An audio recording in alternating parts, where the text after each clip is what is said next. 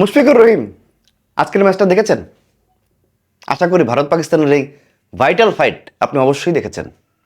যদি দেখে থাকেন, আপনার উদ্দেশ্যে আজকে আমার ভিডিওটা করা।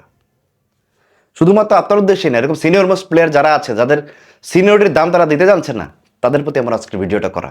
কেন করা?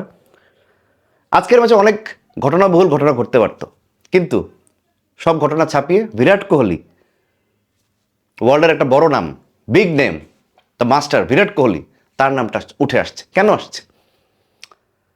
বিরাট কোহলি ফর্মে নাই, বিরাট কোহলি পারফরমেন্স করতে পারছেন না।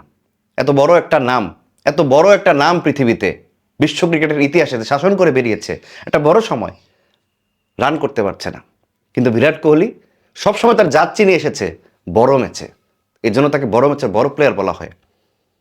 অনেক ইয়াংস্টাররা ইন্ডিয়া টিমে টকবক টকবক করছে, কিন্তু বিরাট কোহলিকে তারা নামাতে পারেনি। কেন পারেনি? তার যৌক্তিকতা বিরাট কোহলি নিজে প্রমাণ করে দিলেন। এই ফর্মটা শুধু শুধু ওয়ান নাইট চলে এসেছে ব্যাপারটা তাও না।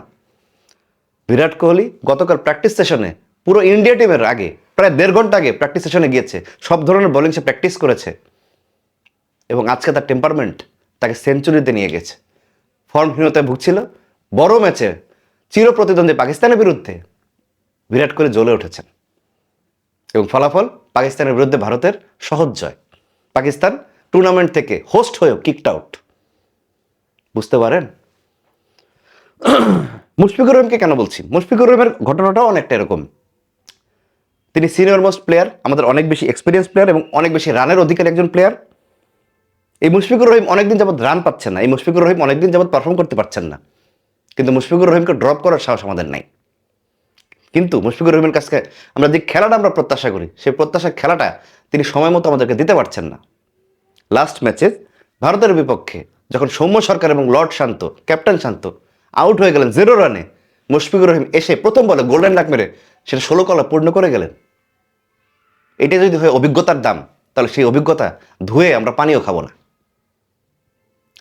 এই নামটা যদি মুশফিকুর রহিম না হয়ে এই কাজটা যদি মাহমুদুল্লাহ রিয়াদও করতো, তামিম ইকবালও করতো, সাকিব আল হাসানও করতো, আমি একই কথাই বলতাম।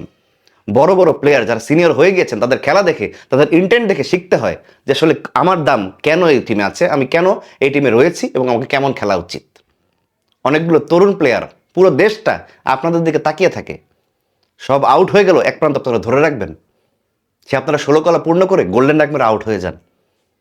কালকে নিউজিল্যান্ডের বিরুদ্ধে ম্যাচ, মুশফিকুর রহিম ড্রপ হবেন, মাহমুদুল্লাহ রিয়াদ ঢুকবেন, অনেক কথা চলছে।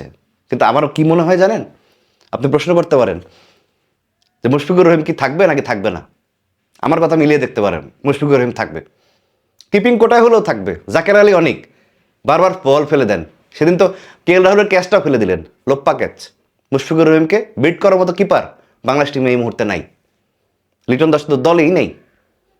এবং সিনিয়র মোস্ট প্লেয়ার হিসেবে অভিজ্ঞতার দাম দিতে মুশফিকুর রহিমকে দল থেকে ফেলে দেওয়ার আগে 50 বার চিন্তা করবে দল। তো লিখে রাখতে পারেন, এই মুশফিকুর রহিম কালকে দলে থাকার সম্ভাবনা আমার কাছে অন্তত অনেক বেশি। সেখানে ড্রপ হতে পারেন হয়তোবা, শান্ত তো ড্রপ হবেন না, ড্রপ হতে পারেন সৌম্য সরকার, তখন ওপেনিং কম্বিনেশন নিয়ে একটা খেলা শুরু হবে। তবু মুশফিকুর রহিম ড্রপ হবেন না। তিনি কালকের ম্যাচেও যদি 0 রান করে আউট হয়ে যান, আমার মনে হয় থার্ড ম্যাচেও উনি সুযোগ পাবেন পাকিস্তানের বিরুদ্ধে। নাও পেতে পারে, কালকে যদি বাদ হয়ে যায় তাহলে পাকিস্তানের বিরুদ্ধে পারভেজ ইমনকে আমরা দেখতে পারি একাদশ। কিন্তু মুশফিকুর রহিম, মাহমুদুল্লাহ রিয়াদ, এই অভিজ্ঞ নামগুলো দলে রাখার কারণ যেটা, দলকে উত্তম সময়, কঠিন সময়ে উত্তম পরিস্থিতি দেওয়া, এটা তারা কতটুকু করতে পারছে সেটা অনেক বেশি সন্দেহের এবং প্রশ্ন রাখে। আমার কথা আপনারা যদি কষ্ট পেয়ে থাকেন, আমি অনেক বেশি দুঃখিত, কিন্তু এটাই বাস্তবতা। মুশফিকুর রহিম, আপনার প্রতি শুভকামনা। আপনি আপনার অভিজ্ঞতার দাম, আপনার সিনিয়রিটির দাম এই শেষ সময়টা এসে দিয়ে যান, অন্তত নিউজিল্যান্ডের বিরুদ্ধে ইম্পর্টেন্ট ম্যাচে। এটাই প্রত্যাশা থাকবে। আর তা না হলে অভিজ্ঞ হয়ে কোনো লাভ নেই। জুনিয়রদের জায়গা করে দেন, তারা এসে চেষ্টা করুক। ধন্যবাদ।